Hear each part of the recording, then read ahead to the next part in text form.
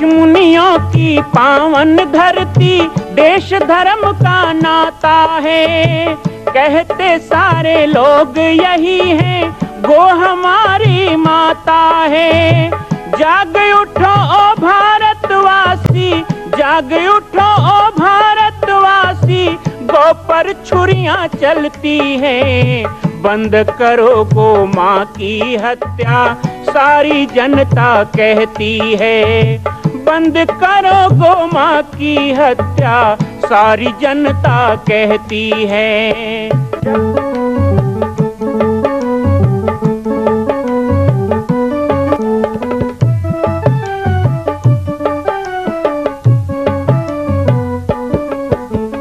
जगह जगह पर बूचड़ खाना, लाखों गौएं कटती हैं। किसे सुनाए व्यथा हमारी, नैना नीर बहाती हैं। रक्षा करना गौ माता की, रक्षा करना गौ माता की, गीता ज्ञान सिखाती है। बंद करो गो माँ की हत्या, सारी जनता कहती है। बंद करो गो माँ की हत्या, सारी जनता कहती है।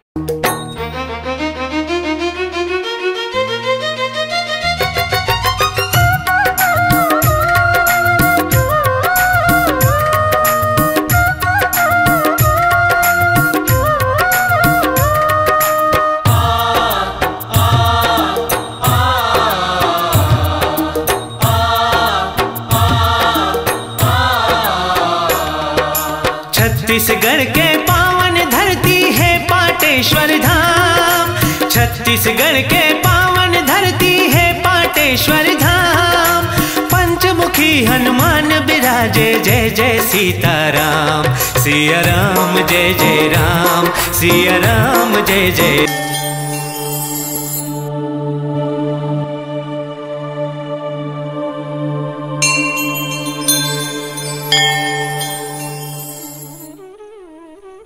कहते हैं जंगल में मंगल। आज जंगल में मंगल हमें दिखाई दे रहा है। वैसे भी वर्तमान समय में लोगों को प्रकृति के पास जाने को कहा जा रहा है, आयुर्वेद के पास जाने को कहा जा रहा है, नेचुरोथेरेपी की ओर जाने को कहा जा रहा है। आज एलोपैथी काम नहीं आ रहा है, आज भौतिक चकाचौंध काम नहीं आ रहा है, भौतिक संसाधन भी कोई काम नहीं आ रहा है। ऐसे समय में पाटेश्वर धाम के द्वारा बाबा जी की पाती कार्यक्रम में प्रसारित किया जाने वाला यह सुंदर सा गो भक्तमाल कथा, जो प्रकृति की ओर, गाय की ओर, गांव की ओर, संस्कृति की ओर, भारतीयता की ओर, आध्यात्मिकता की ओर और ऋषि परंपरा की ओर हमें आने के लिए विवश कर रहा है। ऐसे सुंदर से कार्यक्रम बाबा जी की पाती में आज हम पुनः आपको लेकर के चलते हैं। गो भक्तमाल कथा के दिव्य प्रसंगों से आपको अभिभूत करें। परम पूज्य जगत गुरुद्वाराचार्य श्री मलुक पीठाधीश्वर राजेंद्र देवाचार्य जी के द्वारा कथा का सुंदर वाचन किया जा रहा है। हजारों की संख्या में लोग इस कथा का आनंद ले रहे हैं और अब तो भारत के विभिन्न संतों का आगमन भी हो रहा है, जिसमें आज श्री जगन्नाथ महाप्रभु के धाम से हमारे श्री प्रज्ञानानंद जी महाराज का भी आगमन इस मंच पे होगा। चाहे जैसे मुझे रख लो, कुछ ना कहूँगा मैं, तेरा ही था तेरा ही हूँ, तेरा रहूँगा मैं। प्रभु के प्रति पूर्ण समर्पण क्या होता है, ये संतों के जीवन से सीखना चाहिए। श्री पाटेश्वर धाम में पूज्य गुरुदेव भगवान ने परमात्मा को समर्पित जीवन जीने का संकल्प लिया। एक पेड़ के नीचे बैठकर घनघोर तपस्या करना, किसी की आशा नहीं करना और जो कुछ है वो करेगा, ऐसा सोच लेना ये कोई छोटी मोटी बात नहीं है। लेकिन आज देखिए, वही पाटेश्वर धाम फुलित फल्लवित होता हुआ विश्व का एकमात्र माँ कौशल्या धाम के रूप में विख्यात होने वाला है।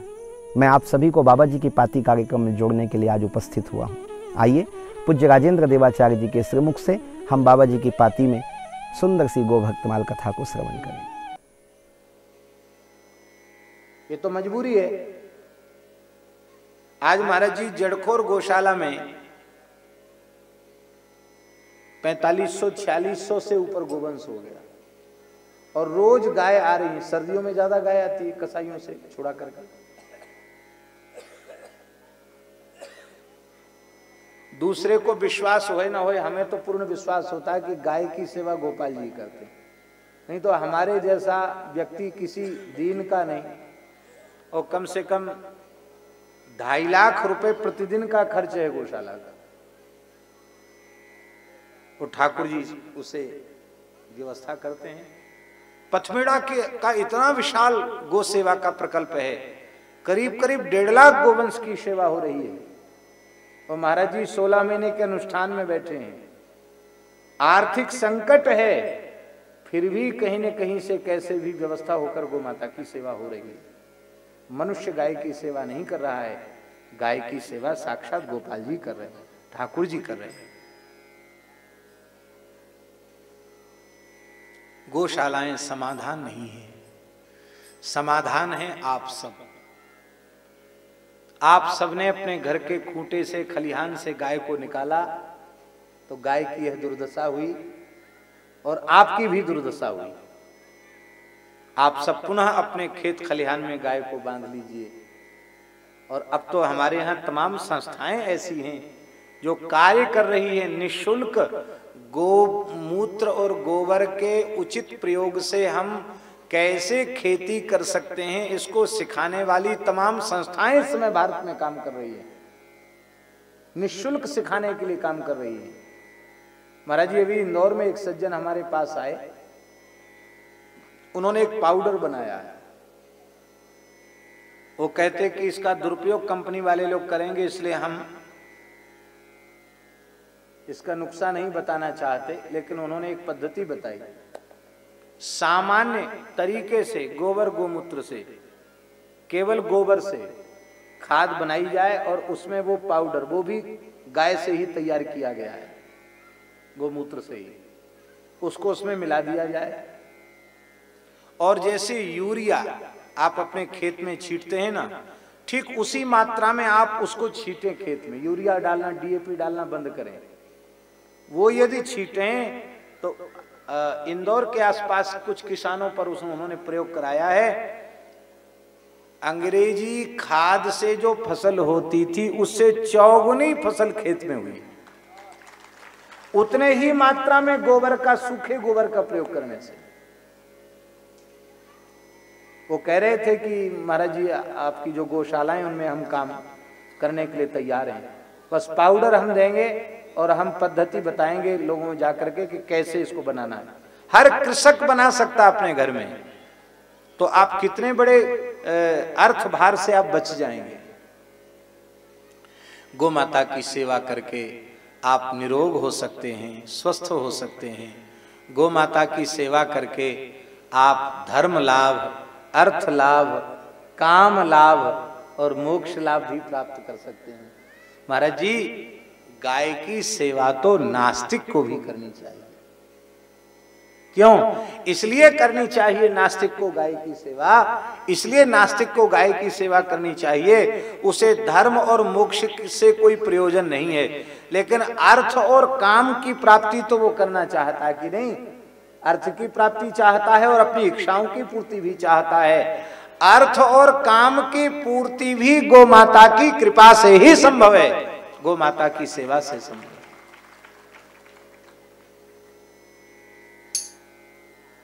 अलग अलग संप्रदायों में अपने अपनी उपासना सिद्धांतों में उपासना की सुविधा की दृष्टि से किंचित किंचित अंतर भी है, भेद भी है। पर एक बड़ी ऊंची बात है महाराज जी, गौ माता की गरिमा महिमा को स्वीकार करने के संबंध में किसी संप्रदाय में, किसी आचार्य में, किसी महानुभाव के चित्त में किसी प्रकार का भेद नहीं। इसलिए यदि हम यह घोषणा करें कि भारतवर्ष के सभी आस्तिक संप्रदायों का आचार्यत्व निर्विरोध रूप से गौ माता करती है, तो इसमें किसी प्रकार का कोई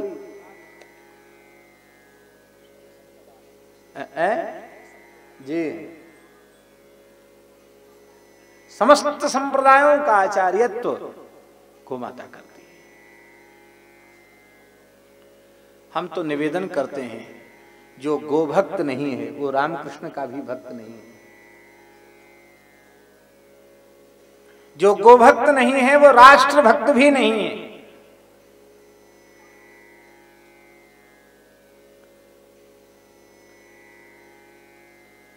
जिसकी गो में गोमूत्र में श्रद्धा नहीं है, जिसकी गाय में श्रद्धा नहीं है, निश्चित उसकी उत्पत्ति में कहीं न कहीं दोष है,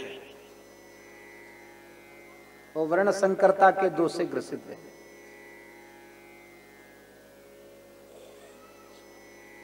गव्य पदार्थों में जिसकी श्रद्धा हो, गाय में जिसकी श्रद्धा हो, वही भारतीय कहलाने का अधिकारी है।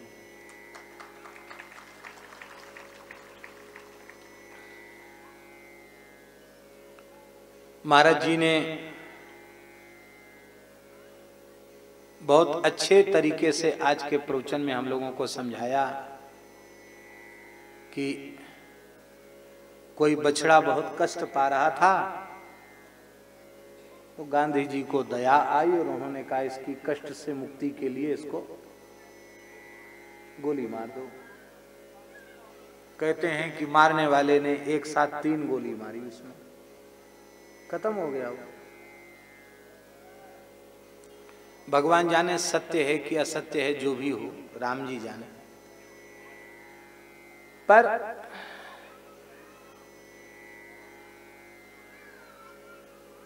सहसा तो विश्वास नहीं होता कि जिन्हें महात्मा कहा जाता हो, जो सत्य अहिंसा के प्रतीक माने जाते हों, जो इस समय केवल भारत के नहीं विश्व के सभी राष्ट्रों के एक आदर्श पुरुष के रूप में जाने जाते हों, हैं? हाँ, कलि पुरुष के रूप में जो जाने जाते हों, इस युग पुरुष के रूप में जो जाने जाते हों, वे ऐसा निर्णय देंगे कि ये बछड़ा बहुत कष्ट पा रहा है तो इसको राम राम कर दो। ये तो वही हुई कि आपके पिताजी बहुत बीमार हैं, आपकी माताजी बहुत बीमार हैं, बहुत छटपटा रही हैं, तो वही उपचार कीजिए, एक तमंचा ले आइए और कहो कि जल्दी इनको मुक्ति दो। अंतिम श्वास तक प्रत्येक जीव को अपने कल्याण का अधिकार है, इसलिए प्रत्येक श्वास तक उस जीव के कष्ट निवृत्ति का प्रयत्न करना चाहिए।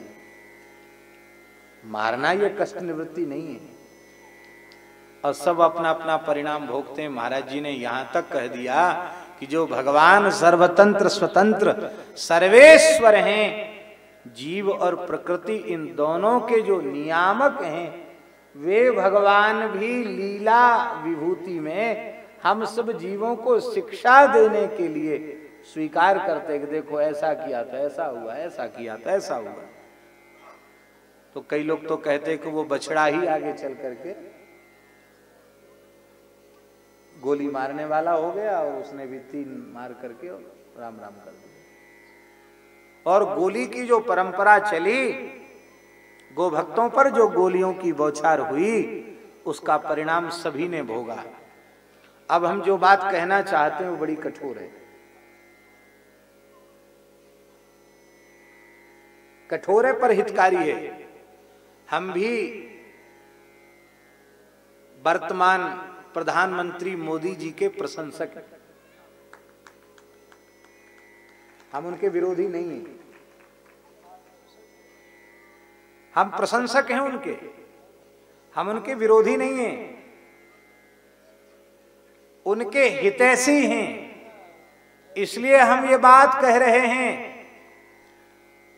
कि भले ही वे राष्ट्र का विकास चाहते हो और राष्ट्र का विकास करने में वे समर्थ हो जाएं,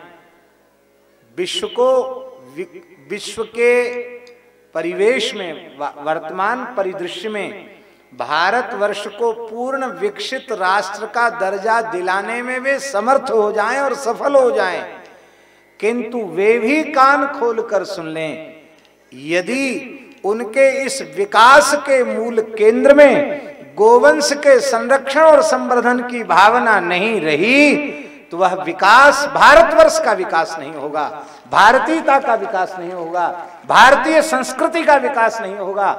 वो समृद्धि लंका की समृद्धि की जैसी समृद्धि होगी, वो अयोध्या की समृद्धि नहीं होगी, वो रावण की समृद्धि होगी। इसलिए भगवान अनुग्रह करें, मोदी जी को सद्बुद्धि दें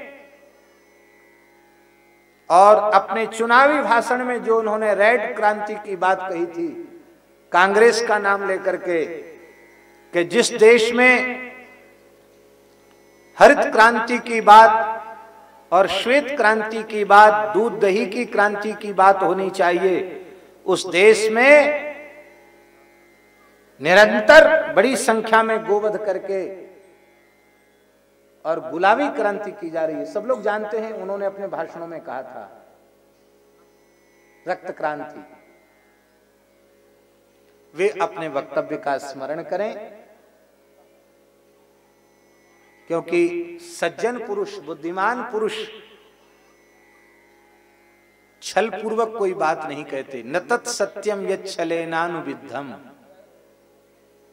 जिसमें छल प्रविष्ट हो वह सत्य सत्य नहीं है। वे मनवाणी क्रिया से एक होते हैं। अब भाई महात्मा और दुरात्मा की परिभाषा क्या है? अमुक प्रकार का तिलक, अमुक प्रकार की वेशभूषा महात्मा दुरात्मा है, ये नहीं है। मनस्येकम वचस्येकम कर्मण्येकम महात्मनाम मनस्यन्यत वचस्यन्यत कर्मण्यन्यत दुरात्मनाम। मनवाणी क्रिया में जिनकी एक रूपता है वे महात्मा हैं, जो मन से, वाणी से, क्रिया से एक हैं। जिनके मन में कुछ और है, जिनके वाणी में कुछ और है और जिनके क्रिया में कुछ और है, उन्हीं को दुरात्मा कहते हैं। इसलिए भारत की उन्नति आसुरी उन्नति नहीं होनी चाहिए। दैवी संपत्ति वाला देश बने, आसुरी संपत्ति वाला देश न बने। और उसका एकमात्र साधन है, इस देश की धरती से गोवध का कलंक शीघ्र दूर हो। 66-67 वर्षों से जिसकी चर्चा की जा रही हो, उसके पहले जिसके लिए बड़ी बड़ी क्रांतियां की गई हो, वो अब पूरा होना चाहिए, क्योंकि अब बहानेबाजी नहीं चल सकती है। और हम लोग फिर भी आशावादी हैं, आशा लगाए बैठे हैं कि अब वह दिन दूर नहीं जो श्री राम मंदिर का भव्य निर्माण भी अयोध्या में होगा। हमारी गंगा, यमुना आदि नदियां भी पवित्र होंगी, हमारे तीर्थों की मर्यादाएं भी सुरक्षित होंगी और हमारे भारतीय गोवंश की सुरक्षा भी होगी, संवर्धन भी होगा, गो आधारित कृषि होगी। सरकारी तौर पर ग्राम पंचायत से लेके महानगर निगम तक गोपालन की योजनाएं बनाई जाएंगी। हमने तो कल कहा था हर विद्यालय को गौशाला बना देना चाहिए। गुरुकुल में यही होता था। कल महाराज जी एक बात हमने निवेदन की प्रवचन में, राम जी के चरित्र में महाराज जी के सामने फिर से दोहरा रहे हैं कि महर्षि वशिष्ठ के गुरुकुल में रघुनाथ जी पढ़ने गए तो वहां ब्रह्मचारी अलग अलग सेवा संभाल लेते थे, तो राम जी ने वशिष्ठ जी के गोचारण की सेवा संभाली, गो सेवा राम जी ने संभाली। और इसके बाद जब श्री रघुनाथ जी दिव्य सिंहासन पर विराजमान हो गए, सिंहासनासीन हो गए, सुदर्शन सिंह चक्र जी ने बहुत अच्छे ढंग से लिखा है। उन्होंने लिखा है कि राम जी ने सबको अलग अलग व्यवस्थाएं सौंपी। किसको क्या व्यवस्था सौंपी? बोले संपूर्ण पृथ्वी की सुरक्षा का भार, राष्ट्र की सीमाओं की सुरक्षा का भार शत्रुघ्न कुमार के हाथ में सौंपा। संतों की, ब्राह्मणों की, ऋषियों की सेवा का भार श्री भरतलाल जी के हाथ में सौंपा। संत ही संत सेवा कर सकते हैं। अपनी निजी सुरक्षा का भार और राजाओं से संधि विग्रह किस प्रकार की नीति से निर्वाह करना चाहिए, नीतिगत व्यवस्था और निजी बॉडीगार्ड लक्ष्मण जी को बनाए। ये लखनलाल जी की आंतरिक सुरक्षा गृह मंत्रालय लक्ष्मण जी का है और राम जी की निजी सुरक्षा लक्ष्मण जी का है। अब राम जी ने कौन सा विभाग रखा? चक्र जी ने लिखा है संपूर्ण भूमंडल के गोवंश के संवर्धन और उसकी सुरक्षा का जो विभाग है वो राम जी ने अपने हाथ में रखा। ईमानदारी से मोदी जी यदि राम राज्य चाहते हैं, गांधी जी के ईमानदारी से वे अनुयायी हैं, तो हमारा उनसे निवेदन है कि वे भारतवर्ष के महत्वपूर्ण मंत्रालय भले ही अन्य अन्य योग्य व्यक्तियों को सौंपें, लेकिन इस देश के गोरक्षण गो संवर्धन का एक स्वतंत्र मंत्रालय बनाएं और यह कानून बने कि किसी पार्टी का प्रधानमंत्री हो, जब भी प्रधानमंत्री देश में होगा, भारतवर्ष का कोई भी प्रधानमंत्री होगा, वह गोरक्षण और गो संवर्धन का जो प्रमुख मंत्रालय है उसको अपने पास रखेगा और उसका निजी कार्य होगा कि वह गोवंश की सुरक्षा को सुनिश्चित करे और गोवंश के संवर्धन को सुरक्षित करे। ऐसा होगा तभी राम राज्य आएगा।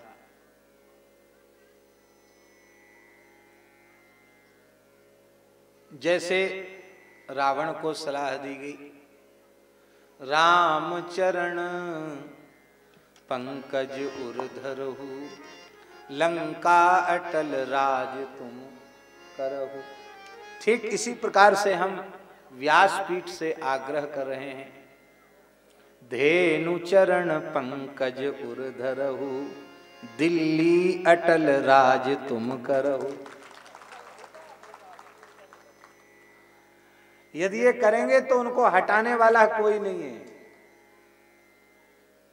और यदि इस बार भी हिंदू समाज के साथ वैसा ही छल हुआ तो रहा न को कुल रोवनिहारा, कोई रोने वाला भी नहीं बचेगा। भगवान से प्रार्थना करते हैं कि शासकों को सद्बुद्धि प्रदान करें और वे गोरक्षण गो संवर्धन के काम में जुटें। महापुरुषों का बलिदान व्यर्थ नहीं जाता। अनेक महापुरुषों ने इसके लिए कार्य किए हैं। श्री धर्म सम्राट स्वामी श्री कृपात्री जी महाराज, श्री स्वामी देवनायकाचार्य जी महाराज, श्री प्रदत्त ब्रह्मचारी जी महाराज,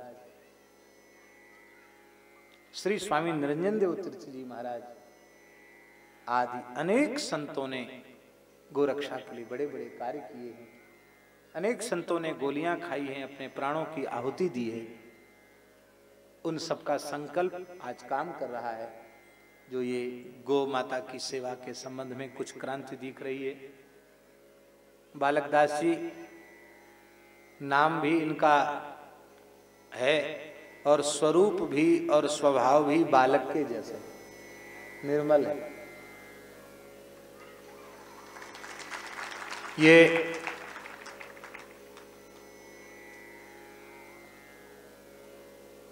छत्तीसगढ़ की धरती का गौरव है, जो इतनी छोटी आयु में गुरुजनों की कृपा से गो रक्षण और गो संवर्धन के काम में आप जुटे हुए हैं और वर्तमान सरकार भी आपके दिशा निर्देशों का आदर करते हुए बहुत अच्छा कार्य कर रही है।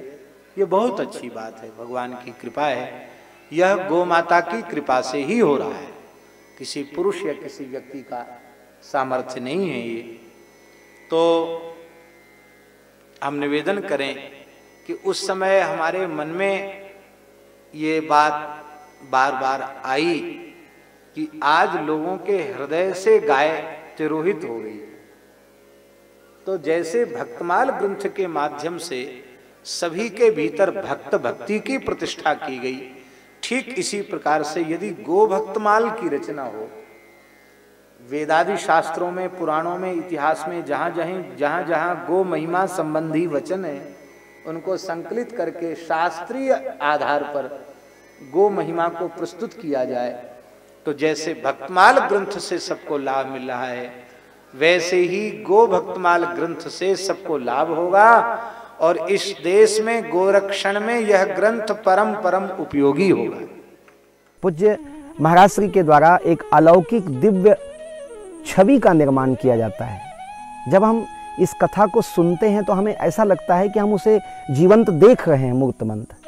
यही तो संतों की विशेषता है, क्योंकि जो केवल कहता है उसकी वाणी को सुनने पर कथा लगती है, लेकिन जो उसे कहता है और उसे स्वयं जीता है तो उनकी वाणी में वह ओज, वह तेज होता है।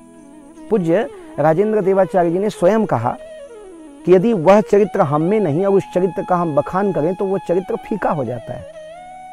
राम के गुणों को धारण किया नहीं और राम कथा करते हैं, कृष्ण की गौ सेवा की नहीं और गौ माता की बात या कृष्ण की कथा करते हैं, तो वह थोथा ज्ञान प्रतीत होता है।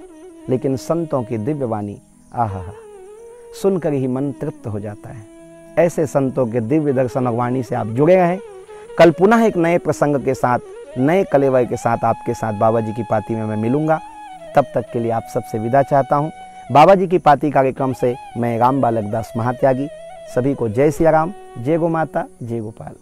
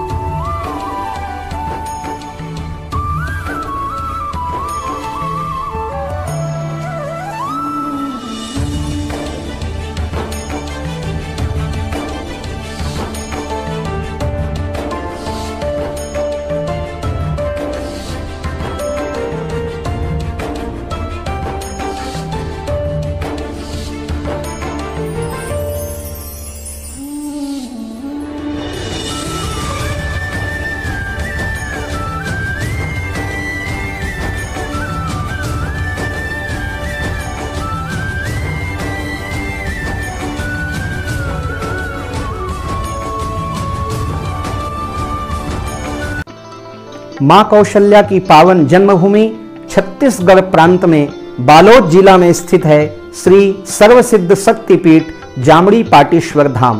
परम पूज्य सद्गुरुदेव राजयोगी बाबा जी की तपस्थली श्री पाटेश्वर धाम और विश्व के अद्वितीय मां कौशल्या जन्मभूमि मंदिर निर्माण का दर्शन करने और इसी प्रकार समसामयिक विषयों पर अपना ज्ञान वर्धन करने के लिए और 10,000 गायों के लिए बनने वाले श्री हनुमान नंदीशाला गो अभ्यारण्य का समाचार प्राप्त करने के लिए आप सभी देखते रहें YouTube चैनल पर राम बालक दास, और हमारे चैनल को आप सभी सब्सक्राइब करें, घंटी का बटन दबाएं ताकि आप सूचनाओं से जुड़े रह सकें। जय श्री राम, जय गो माता, जय गोपाल।